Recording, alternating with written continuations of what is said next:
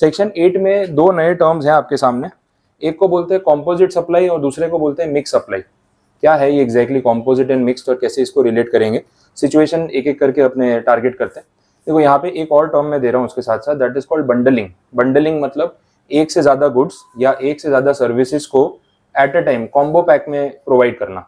ये आपने अपने लाइफ में बहुत जगह एक्सपीरियंस किया होगा। अगर आप कोई शॉपिंग करने या गुड्स परचेस करने, घर का सामान खरीदने कभी भी गए होंगे, तो एफएमसीजी गुड्स, ये बिग बाजार में, डीमार्ट में, ये सब जगह पे जो प्रोडक्ट्स मिल रहे हैं ना, वहाँ पे आपने देखा होगा कॉम्बो पैक्स में काफी चीजें बेचते हैं। देखा है आपने ऐसा? जैसे बेस्ट एग्जाम्पल अपना कोलगेट का कॉम्बो पैक, टूथब्रश और टूथपेस्ट का कॉम्बो पैक, उसमें लिखा होता है सुपर सेवर पैक। सेविंग्स कितनी हो रही है? 40 रुपए सुपर सेवर। ठीक है, प्रोडक्ट भी तो उतना सस्ता है ना। ठीक है, 100-200 रुपए का प्रोडक्ट है, तो उसमें सुपर सेवर करके इतना बड़ा वो येलो कलर का स्टार बनाया होता है, उसमें लिखा होता है सेव अप टू ₹40। मतलब इसमें कौन सा मैं बंगला बना लूंगा। ठीक है, सुपर सेवर में 40 रुपए। बट वो क्या होता है ना कि हर छोटी छोटी आइटम पे अगर घर की चीजों में ऐसी सेविंग्स हो जाती है, तो टुगेदर क्यूमुलेटिवली आपका अच्छा पैसा बच जाएगा। फिर आपको लगेगा चलो यार पूरा घर का सामान महीने का खरीद लिया तो 500-700 रुपए, 1000 रुपए का फायदा हो गया। तो वहां पे आपको बेनिफिट दिखता है। तो वो लोग क्या करते हैं, टूथब्रश और टूथपेस्ट का एक कॉम्बो पैक बना के बेच रहे हैं। वो कॉम्बो पैक में एज अ कस्टमर आपको बेनिफिट होता है। बेनिफिट क्या होता है कि अलग से आप टूथब्रश खरीदो, अलग से टूथपेस्ट खरीदो, तो उसमें आपका जो टोटल पैसा जा रहा है उसके बदले कॉम्बो पैक में आपको कुछ डिस्काउंट मिल जाएगा। इंडिविजुअली प्रोडक्ट खरीदने पे सपोज टोटल 200 हो रहा है, तो यहाँ आपको 150, 160, 140 ऐसे में मिल जाएगा। तो उससे आपको क्या लगेगा, मेरी बचत हो रही है, सेविंग्स हो गई, तो चलो कॉम्बो पैक परचेस करते हैं। तो कोई भी सामान खरीदने जाएगा ना, वो कॉम्बो पैक ही खरीदेगा। समझ में आ रहा है? लेकिन अब ये जो दो प्रोडक्ट्स हैं, टूथब्रश एंड टूथपेस्ट, अपने यूज तो साथ में करते हैं, वो इम्प्लाइड है, लेकिन उनको साथ में बेचना कितना जरूरी है। ये जो बंडलिंग किया उन्होंने, दो प्रोडक्ट्स जो अलग अलग कैटेगरी के गुड्स हैं, टैरिफ में हो सकता है ना इन दोनों पे जीएसटी रेट अलग हो, ब्रश पे अलग होगा, पेस्ट पे अलग होगा, लेकिन आप उसको ना कॉम्बो पैक बना के एक साथ बेच रहे हो। तो क्या इसको कॉम्बो पैक में बेचना जरूरी है, या कंपनी अपनी मार्केटिंग के लिए और सेल बढ़ाने के लिए ये कर रही है? क्या लगता है आपको? सेल के लिए ही हो रहा है ना, तो ऐसा जरूरी तो नहीं है कि टूथब्रश और टूथपेस्ट को एक साथ ही बेचना पड़ेगा। अच्छा, ऐसा होता है टूथब्रश और टूथपेस्ट एक साथ खत्म हो जाते हैं यूज करते करते? ऐसा नहीं है ना, तो वो सेम रेशियो में तो चल नहीं रहा है। और टूथपेस्ट जो है वो तो रेगुलरली हर 15-20 दिन, महीने में खत्म हो जाएगी। लेकिन ब्रश में भी ऐसा होता है। टूथब्रश कितनी फ्रीक्वेंटली आप चेंज करते हो? ऐसा कुछ फिक्स ड्यूरेशन है किसी का कि भाई 3 महीने में हम टूथब्रश चेंज कर ही देते हैं, भले वो अच्छी कंडीशन में? ऐसा होता है? या 6 महीने में, या 1 साल में, या परपेचुअल सक्सेशन? बचपन से जो टूथब्रश पसंद है, वो कार्टून कैरेक्टर वाले आते थे ना, ब्लू कलर के, पिंक कलर के, वही यूज कर रहे हैं, ऐसा कुछ है? तो किसी ने ऐसा फिक्स रखा है फ्रीक्वेंसी? आई डोंट थिंक ज्यादा लोग ऐसा सोचते होंगे। बहुत कम लोगों को ध्यान रहता होगा ये टूथब्रश को यूज करते करते 3 महीने हो गए, अब इसको बदल देना चाहिए, अब बहुत हो गया। ऐसा होता है? यूजुअली ऐसा होता नहीं है। तो टूथब्रश में तो कैसा है कि जब तक वो यूज करने कंडीशन में है तब तक चल रहा है। कितने लोग तो सालों साल वही टूथब्रश यूज कर रहे हैं, कभी याद ही नहीं आया कि टूथब्रश को चेंज भी करना है। वैसा होता है। तो टूथब्रश जो प्रोडक्ट है उसकी यूटिलिटी टूथपेस्ट के कंपैरिजन में ज्यादा ड्यूरेशन के लिए है। टूथब्रश आप 6 महीने तक यूज कर सकते हो, लेकिन पेस्ट तो 6 महीने में खत्म हो ही जाएगी। एक होता है वो पेस्ट को यूज कर रहे हैं नॉर्मली जब तक टूथपेस्ट उसमें से निकल रही है, फिर एक होता है वो बेलन लेके आते हैं, है ना। तो आप भले ऐसा ना करो, मम्मी यही करेगी, बोले बहुत पेस्ट बाकी अभी इसके अंदर, अभी कहाँ फेंक रहे हो, तो बेलन से पहले उसकी पूरी जान निकालेगी, बोले देखो 4 दिन और चले उतनी टूथपेस्ट है। अच्छा, वो खत्म होने के बाद उसको पूरा रोल कर देते हैं, होता है ऐसा। फिर उसमें प्रेशर लगाए जा रहे हैं, बोले आज का काम तो हो जाए कम से कम, फिर नई पेस्ट निकलेगी।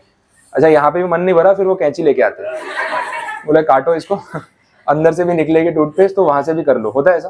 तो वो पूरा जब यूज करके खत्म कर दिया ना कि अब इसमें और नहीं है पेस्ट, तब जाके नई टूथपेस्ट आएगी, तब तक नहीं आने वाली। तो वो चीज होती है। ब्रश में ऐसा नहीं है। तो इसका मतलब ये है कि दोनों प्रोडक्ट्स को साथ में बेचना कॉम्बो पैक में, this is not necessary, mandatory नहीं। ठीक है, आप अलग अलग बेचोगे तो भी चलेगा। तो इस टाइप की बंडलिंग को पता है अपने क्या बोलते हैं? That is called artificial bundling.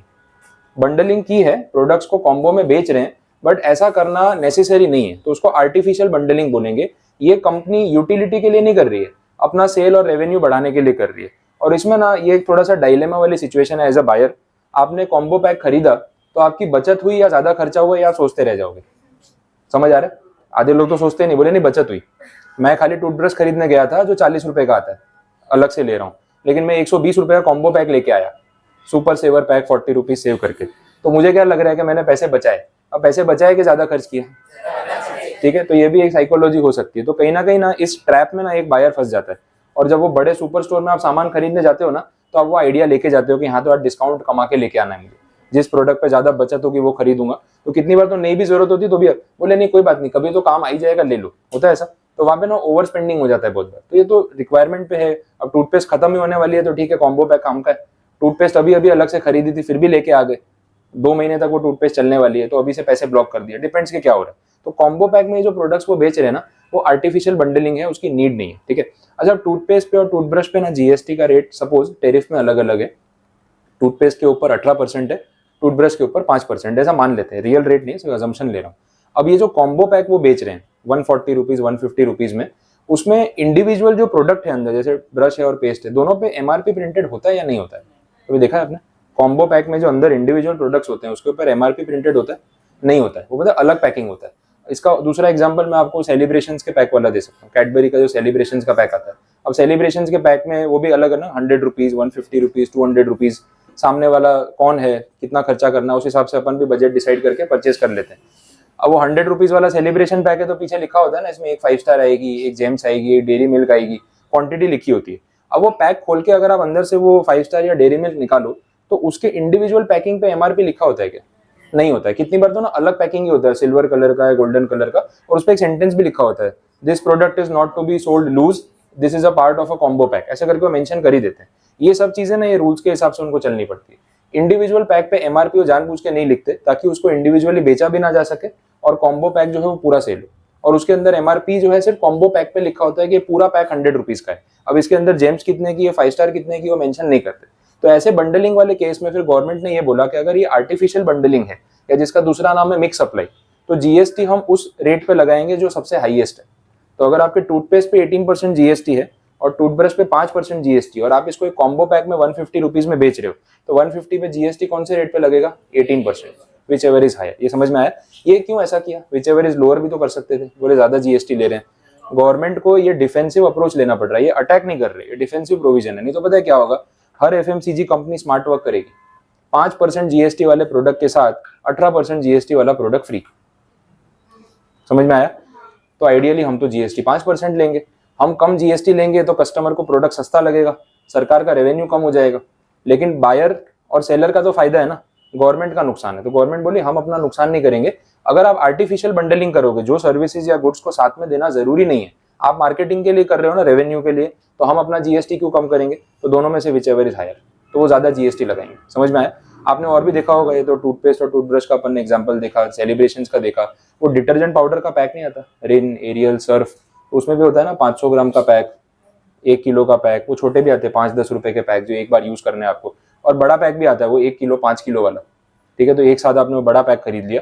अब वो 5 किलो का टाइड का पाउडर आप खरीदोगे तो इतना सारा यूज तो होता नहीं है एट ए टाइम, वो 5 किलो वाला तो काफी टाइम चलेगा, बट अट्रैक्शन के लिए कि 5 किलो का पैक आप खरीदो तो कंपनी वाले उस पर स्कीम निकालते हैं।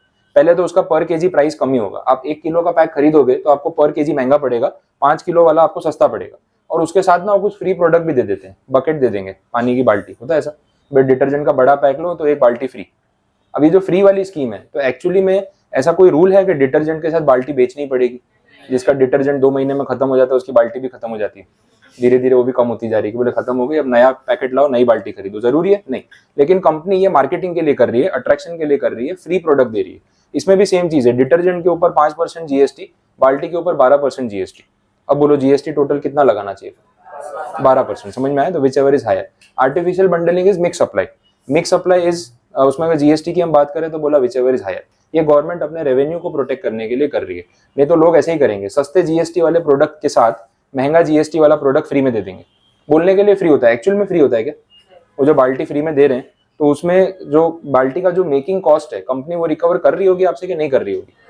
वो जो टाइड का पैकेट का जो एमआरपी है ना, उसमें उसका एक कॉस्ट एलोकेशन उन्होंने किया ही है, तो फ्री कुछ नहीं है, वो सिर्फ बोलने का तरीका है। आया समझ में? तो इसलिए गवर्नमेंट ने बोल दिया कि हम जीएसटी मैक्सिमम रेट पे लगाएंगे। क्लियर? ये एक पॉइंट कंप्लीट। दूसरा जो टाइप है that is called composite supply, जिसको हम बोलेंगे नेचुरल बंडलिंग। नेचुरल बंडलिंग का मतलब ये है कि जहां पे गुड्स और सर्विसेज या गुड्स प्लस गुड्स या सर्विस प्लस सर्विस साथ में प्रोवाइड करना जरूरी है, नेसेसरी है, अदरवाइज पर्पस पूरा नहीं होगा। इसका भी अपने एक एग्जांपल लेते हैं, वहां पे मैंने लिखा भी हुआ है और ये आपने एक्सपीरियंस किया भी होगा या करोगे कभी। सपोज आप फ्लाइट में ट्रैवल कर रहे हो, ठीक है। अब फ्लाइट में अगर आप ट्रैवल कर रहे हो तो एक डोमेस्टिक फ्लाइट होती है, एक इंटरनेशनल होती है। डोमेस्टिक फ्लाइट अगर आप इंडिया में ट्रैवल कर रहे हो, डोमेस्टिक है, तो उसका ड्यूरेशन बहुत कम होगा। मतलब आपको ऐसे कश्मीर से कन्याकुमारी तक भी जाना है तो 3-3.5 घंटे 4 घंटे में तो आप मैक्सिमम पहुंच जाओगे, तो डिस्टेंस जो है वो शॉर्ट है। लेकिन यही अगर आप इंटरनेशनल फ्लाइट में इंडिया से यूएस जा रहे हो, सपोज 12 घंटे 16 घंटे की फ्लाइट है, हो सकता है ऐसा, तो 12-16 घंटे की फ्लाइट जो लॉन्ग डिस्टेंस फ्लाइट है उसमें ना एक कंपल्शन ये आ जाता है उन एयरलाइन कंपनीज पे कि जो भी पैसेंजर्स ट्रैवल कर रहे हैं ना, उनके खाने पीने का ध्यान भी फिर उनको रखना पड़ेगा, होगा ना। अब यहाँ से आप सपोज बैंगलोर जा रहे हो, 2 घंटे की फ्लाइट है। अब 2 घंटे की फ्लाइट में कितना खाना पीना खिलाना पड़ेगा पैसेंजर्स को। तो जनरली क्या होता है, आपका जो टिकट वो लोग चार्ज कर रहे हैं ना, उसमें कोई फूड इंक्लूड नहीं रखते। लेकिन ये अगर आप यहाँ से यूएस जा रहे हो, 16 घंटे की फ्लाइट है, तो खाना इंक्लूड करके देना पड़ेगा या नहीं? या बोल देंगे नहीं नहीं, अपना अपना पैक करके घर से लेके आना। बोले वैसे भी हम गुजरात वाले तो लेके घूमते हैं, इसलिए हमको टेंशन नहीं है, बाकी लोगों को परेशानी होती हो तो अलग है। अपने तो इतना भर के जाते हैं कि 4 और लोगों को खिलाना हो तो भी अपने पास पूरा खाना होता है, तो हमें कोई जरूरत नहीं है। लेकिन फिर भी सारे पैसेंजर्स के लिए उनको फूड अरेंज करना पड़ेगा ना। अच्छा, फ्लाइट के आवर्स पे भी होता है, जैसे अगर मान लो अर्ली मॉर्निंग फ्लाइट है, तो आप कौन सा दिन का टाइम फ्लाइट में स्पेंड करने वाले हो। भी सुबह आप 5 बजे निकले हो फ्लाइट में, आप रात को पहुंचने वाले हो सपोज 10 बजे, तो उसमें फिर ब्रेकफास्ट देना पड़ेगा, लंच देना पड़ेगा, हाई टी या स्नैक्स जैसा कुछ इवनिंग में देना पड़ेगा, और लेट नाइट पहुंचने वाले तो डिनर भी देना पड़ेगा। तो उन्होंने टिकट का प्राइसिंग भी वैसे ही किया होता है, और उसके अंदर वो बोलते हैं ऑल मील्स इंक्लूडेड, वो मेंशन कर देते हैं, होता है ऐसा। अब टिकट का प्राइस सपोज ऐसा है आपका 25,000 रुपीज सिंगल वे, ठीक है, ऐसा रेट है। अब 25,000 में उन्होंने बोला कि 4 टाइम का खाना इंक्लूडेड है, फ्री है। वैसा नहीं बोलते कि इसमें ना 25,000 में हम खाने का इतना चार्ज कर रहे हैं, वैसा बोलते हैं 25,000 की टिकट है और मील इंक्लूडेड है, फ्री है। तो आपको खाने का मन भी करता है कि चलो, ये तो फिर अपने भी गिन रहे होते, बोले नाश्ते के 500 रुपए ले लिए, घर पे तो इतने का नाश्ता खाते ही नहीं, हम बहुत महंगा पड़ रहा है। और ये बोले ना फ्री है, बोले फ्री है 2 प्लेट ज्यादा खाएंगे, वसूल करो।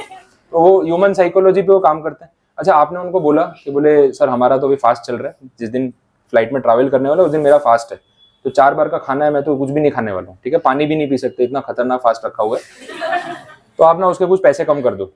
इंडियन कस्टमर ऐसी डिमांड कर सकता है, वैलिड है, ठीक है। तो बोले यार क्योंकि अपने भी बिजनेस वाले दिमाग चलाते हैं, बोले 25,000 में खाने का पैसा तो ले ही रहा है ना, फ्री तो बोल रहा है, बोले एक काम कर, मेरा फास्ट है, पैसा कम कर दे और जो बाकी का अमाउंट है वो चार्ज कर ले। करेंगे वो ऐसा? बोले नहीं, खाने का इतना होता है, लेस करके आप बाकी का दे देना। ऐसा होता नहीं, वो बोलेंगे सर खाना तो फ्री है, आपको खाना है खाओ, नहीं खाना है मत खाओ, हम तो सिर्फ आपसे ट्रैवलिंग का ही पैसा ले रहे हैं और इसके अंदर फूड इंक्लूडेड दे रहे हैं। अब पॉइंट ये है कि ट्रैवलिंग के साथ जो फूड आपको इंक्लूड करके दे रहे हैं, क्या ये नेसेसरी था या मार्केटिंग के लिए किया? 16 घंटे फ्लाइट में भूखे थोड़ी ना बैठोगे, नहीं तो बेचारे जिनका फास्ट नहीं है उनका भी हो जाएगा, ठीक है, वो इंटरमिटेंट फास्टिंग होता है ना, सुबह खाया फिर सीधा रात को खाया, तो वैसा हो जाएगा। तो वैसा तो अपने नहीं कर सकते ऑब्वियसली। तो ये खाना प्रोवाइड करना नेसेसिटी थी, this was not just for marketing और फॉर रेवेन्यू, ये रिक्वायर्ड था। तो इसको अपने बोलेंगे दिस इज नेचुरल बंडलिंग।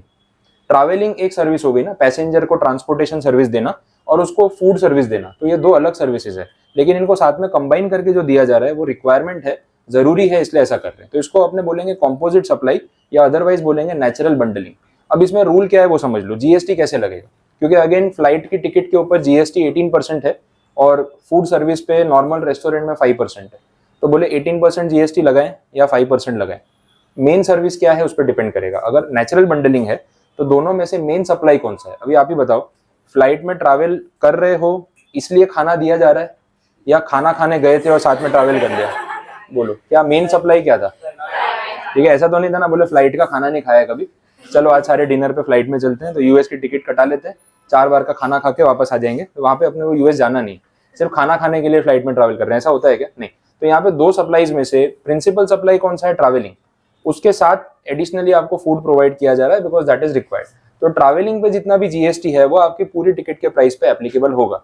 अब वो 5% या 18% ये तो फिर आपके लक की बात है, उसमें उन्होंने whichever is higher lower नहीं बोला, उन्होंने बोला प्रिंसिपल सप्लाई पहले आप चेक करो और उसके हिसाब से उसके ऊपर आप जीएसटी जो है वो चार्ज करो। आया समझ में? तो अब यहाँ प्रिंसिपल सप्लाई अगर 5% वाले में आया तो पूरी टिकट पे 5% जीएसटी, और प्रिंसिपल सप्लाई ट्रांसपोर्टेशन और पैसेंजर अगर 18% में आया तो पूरे सप्लाई पे 18% जीएसटी, फिर उसमें हायर लोअर का क्राइटेरिया नहीं।